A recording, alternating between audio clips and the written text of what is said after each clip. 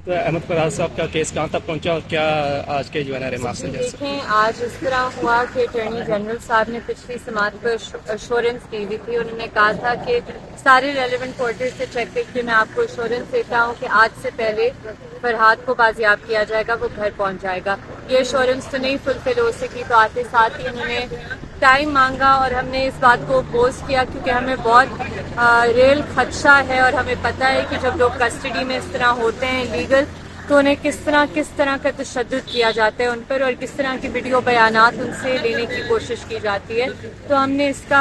आज एक्सप्रेस किया कोर्ट के सामने कंसर्न, लेकिन हमें लगता है जो कोर्ट का अप्रोच है इस केस के साथ डील करने में वो एक बहुत कॉम्प्रिहेंसिव अप्रोच है और वो जो रूट इशू है कल्चरल इम्प्यूनिटी का उसे ख़त्म करने की बात कर रहे हैं। तो आज जो बहुत अहम रिमार्क्स, सबसे पहले कि सेक्टर कमांडर साहब अगली पेशी पर आए, डिफेंस सेक्रेटरी भी पेशी पर आए जो कि वेडनेसडे 29 के लिए मुकर्रर की गई है, और कि फरहाद गाइडलाइंस बनाए जाएंगे जो देखेंगे कि आईएसआई और एजेंसीज की वर्किंग क्या है, उनकी स्ट्रक्चरल हायरार्की क्या है। ये जो कोई लोग हैं या कुछ अनासिर हैं जो अपने आप को कानून और आइन से बालातर समझते हैं, उन्हें कानून और आइन के ताबे करना होगा। तो ये बहुत अच्छा प्रेसिडेंट बन सकता है इंशाल्लाह। आज तक का वक्त उन्होंने मांगा था कि उसको अहमद फराद को प्रोड्यूस कर दिया जाएगा। आज उनकी जानब से ये बताया गया कि उनकी लोकेशन जो है वो ट्रेस कर ली गई है। तो अगर लोकेशन ट्रेस कर ली गई है तो वहाँ तक पहुँचे क्यों नहीं अभी तक? देखिए, क्योंकि जब झूठी कहानी बनानी होती है ना, तब बंदा अपनी मर्जी से गया है,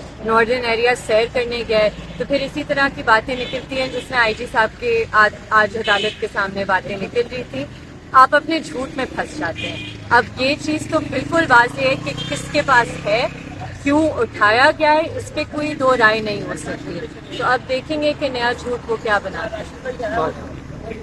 एफर्ट्स कर रहे हैं। इस पर जज साहब ने कहा कि अब ये मामला जो है वो फरहाद की बाजियाबी से बहुत आगे चले गया है। अब ये पूरी पाकिस्तानी कौम की बाजियाबी और रिहाई का केस है, और उन्होंने कहा कि मैं फरहाद रूल्स बनाऊंगा।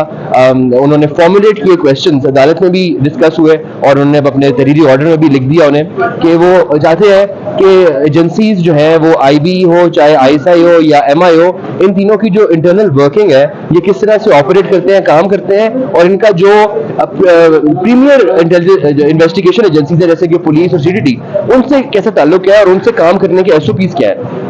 इसके बाद उन्होंने ये भी पूछा कि आज तक कितने अहलकार एजेंसी के जो है वो पाए गए हैं इस तरह की गैर कानूनी कार्रवाइयों में और उनको सजा हुई है, उनके खिलाफ क्या अकाउंटेबिलिटी का मैकेनिज्म है विद इन दी एजेंसीज। इन सवाल के अलावा हामिद मीर साहब वहाँ थे तो उन्होंने भी बात की कि हमारी जो सहाफ़ी भाई हैं उनको मना किया गया है। एजी साहब पेश हुए और उन्होंने पहले गुजारिश की, उनकी गुजारिश के बाद आज़म हमीद तारड़ साहब लॉ मिनिस्टर ने एक सख्त प्रेस कॉन्फ्रेंस कर दी और उसके बाद कैमरा ने एक बहुत ही सख्त नोटिफिकेशन जो है वो पब्लिश कर दिया जिसमें मना किया गया रिपोर्टर्स को कि वो अदालत की कार्रवाइयों को उनके टिकट्स नहीं चलाएंगे, बताएंगे नहीं कि अदालत में क्या हुआ। इस पर भी जो है वो जज साहब ने कहा कि आप बिल्कुल मेरी अदालत की कार्रवाई को पब्लिश करें, इसके टिकट चलाएं, और मैं आज से ऑर्डर कर रहा हूँ कि मिसिंग पर्सन के तमाम केसेस जो हैं वो लाइव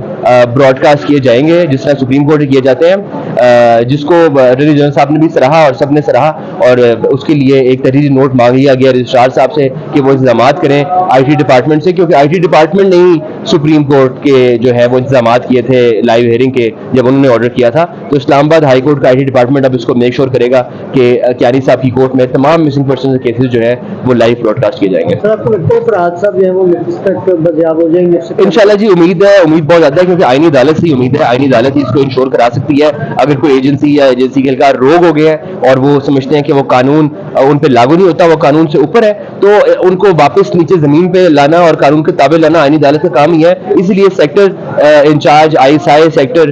कमांडर एमआई और आईबी के जो मुतल्लिका अफसरान हैं उन सबको जाती हैसियत में तलब किया गया। जी सर, क्या बताएं कल की जो प्रोसीडिंग हुई है उसमें आर्डर वगैरह भी पास हुए, क्या क्या इस सवाल से? देखें जी, कल की प्रोसीडिंग जो स्टार्ट हुई है इसका पस मंजर ये है कि इससे पिछली जो प्रोसीडिंग थी 3 दिन पहले, उसमें अटॉर्नी जनरल ऑफ पाकिस्तान पेश हो गए थे और पेश होकर उन्होंने अदालत से ये मोहलत मांगी थी कि उन्हें 4 दिन की मोहलत दी जाए, और ये 4 दिन की मोहलत में वो ये कमिटमेंट करते हैं, अदालत से टेकिंग देते हैं कि फरहाद जो है वो बाजियाब हो जाएंगे। इस पर अदालत जो है वो और वकला भी, हम भी और फैमिली भी काफ़ी شوق میں تھے کہ یہ اب کیسے ہو رہا ہے، کیونکہ ریاست تو ISI تو اس کے جو ہے نا ان کے بارے میں ایک ایفیڈیوٹ دے چکی ہے، اپنی زبان دے چکی ہے کہ وہ ان کی تحویل میں نہیں ہے، مگر رئیس صاحب کی اس کمٹمنٹ کے بعد عدالت نے انہیں 3 دن کا ٹائم دیا اور جمعے کے لیے پیشی کی تھی. جمعے کو جو پیشی ہوئی اس سے دوبارہ اجزا پیش ہوئے اور ان پیش ہوتے ہی کہا کہ خاصی پیش رفت ہوئی ہے اس کی بازیابی میں، مگر ابھی جو ہے وہ اور کچھ ٹائم درکار ہے. اور انہوں نے ابھی تک عدالت نے ان سے پوچھا کہ کیا اسٹیٹ گارنٹی فیل ہو چکی ہے، کیا ریاست اپنے یہ ریاست کا فیلئر ہے کہ وہ کمٹمنٹ دینے کے بعد بھی اس کو بازیاب فرحاد کو بازیاب نہیں کرا سکی مغوی کو. تو اس پہ AG صاحب نے کہا کہ نہیں، میں نے ابھی ہوپ لوز نہیں کی اور میں اس پہ اور کام کر رہا ہوں، مجھے کچھ وقت درکار ہے، تو میں انشاءاللہ اس کو بازیاب ہم کر لیں گے.